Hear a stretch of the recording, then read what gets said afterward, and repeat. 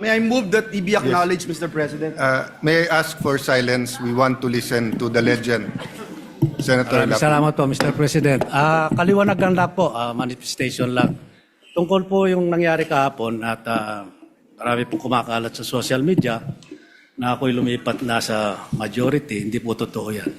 Nananatili po ako sa minority group at hindi po ako alis dito. At yung pong motion ni Senator Zubiri kahapon ay sinusuportahan ko po.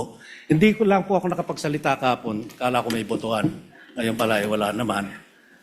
Hiling ko lang po dito sa Senado. Sana magkaisa tayo.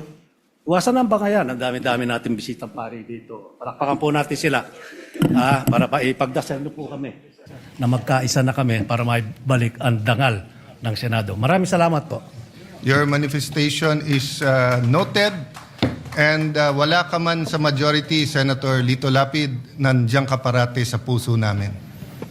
Mr. President, Senator Pia Cayetano. I'd just like to comment. Gusto ko lang magpasalamat kay Senator Lito Lapid na kahit na magkaiba na tayo ng partido, I think we are batchmates, so magkasama kami since 2004.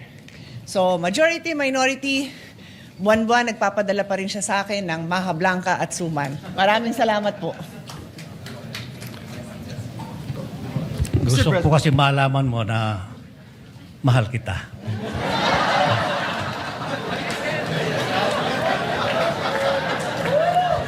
What does the brother say? No, I am trying to figure out bakit Maha Blanca ang binibigay